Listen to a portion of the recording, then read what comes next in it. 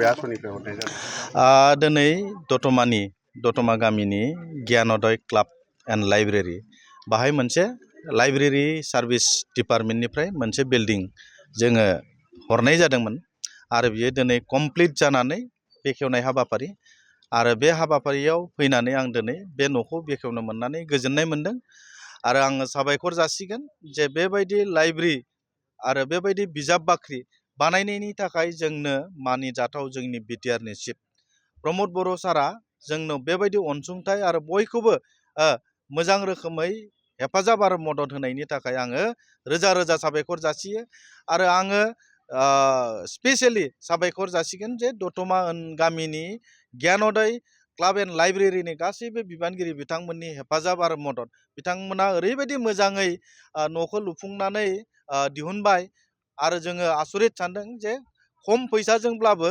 जुदि बेबायदि नायगिराबा मोजां माने न' जोङो जे मोननो हायो बेनो बिदिन्थि आरो आं आसा खालामदों आरो आं धन्यबाद होगोन जोंनि डिपार्टमेन्टनि CSD बिथांमोनखौ फैबाय थानाय समाव बेबायदि बिजाब बाख्रि गामि गामियाव बानायनायनि मोनसे नोजोर आरो थांखि जोङो लाबाय थादों आरो बेखायनो आङो दिनै बे दतमायाव फैनानै गोजोननाय मोनदों फैबाय थानाय समाव जोङो फरायनायनि हुदा आरो बेबायदि बिजाब बाख्रिखौ जोङो बांहोनायनि जि नोजोर बेखौ थिग खालामनानै फैबाय थानाय बाजेटआव जोङो आरो बेबायदि गोबां जायगायाव बिजाब बाख्रिनि अनजिमाखौ बांहोनायनि मोनसे थांखि लानाय जादों।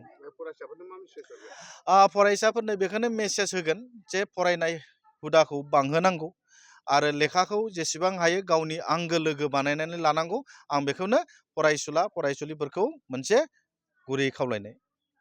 नोंथांमोनहा गोदानै लाइब्रेरिनि मुङाव गोदान न' मोनफुंबाय दा मा बुंगोन? बे समाव जोङो मानगोनां डक्टर निलुत स्वर्गियारि सारा थांनाय 2024 मायथाइयाव फेब्रुवारि दाननि 19 अक्ट'खालि जोंनाव फैनानै रिडिं स्किल उइक बे हाबाफारियाव बिथाङा बेखेवनाय आलासि महरै नुजाथिफैदोंमोन। बिथाङा बे समावनो जोंनो खोथा होलांखादोंमोन दि जोंनि जे हालोद अबस्था थासारि बेखौ गासैखौबो बिथाङा बाहाय फैनानै बुजिफैनानै बिथाङा जोंनो गावनो खोथा होलांदों। दा खोथा होनाय बादियैनो जोङो दिनै बेबादि एसे समायना रमायना जों न' मोनफुंनो हादों। बेवहाय जोंहा जोबनो गैयै सारमोननि सायाव जोबोद गोजोननाय दं आरो बिटिआरनि CM गाहाय खुंगिरि प्रमद बर' सारनिसिमबो जों बे समाव साबायखर जासिनाय थायो आरो जोंनि गासै लाइब्रेरिनि सोद्रोमाफोरा दिनै बेबादि एसे समायना रमायना रुम मोननै जे न' बेखौ मोननानै जोङो ओरैबायदि गोजोननाय मोन्दों आरो दिनैनि बे हाबाफारियाव गाहाय आलासि महरै बिथाङानो गावनि मुस्रि आखाइजों बेवहाय बेखेवना होफैनायाव आरो जों रासिनैनो जों गोजोननाय मोन्दों। हाबाफारियाव बाहाय सेन्ट्रेल इउथ UPPL नि ट्रेजारारि बिथां फुकन लाहारि सार आरो लोगोसे बेवहाय लाइब्रेरि क'क्राझार डिस्ट्रिक्टनि CSD सानसुमै बर' बिथाङाबो बाहाय बाहागो लाफैदों आरो बेवहाय दतमा ब्लक UPPL नि TCLCC चेयारमेन मानगोनां ज्योतिरेन्द्र ब्रह्म बिथांनि बाहागो लानायाव बे बेखेवनाय हाबाफारिया जाफुंसारदों। धेकियाजुलि बाथासिपुर हालामनि रायजो राजाफोरनि थाखाय गोनांथार फोसावथाय।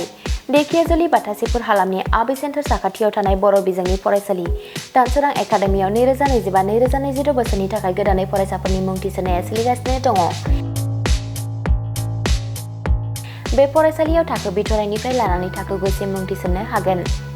2020 मायथाइयाव गायसनजानाय बे दानसोरां एकाडेमियाव नोंथांमोनहा नांगौ रोखोमनि फोरोंथायनि खाबुफोरखौ मोननो हागोन, जेरै फराफारि फोरोंनायनि अनगायैबो कम्पिउटार सोलोंनाय, गेलेनाय, आलादा थाखो फोरोंनाय जेरै इंराजि आरो हिन्दी आयदानि सायावबो जर'खायै फोरोंथाय होनाय जायो।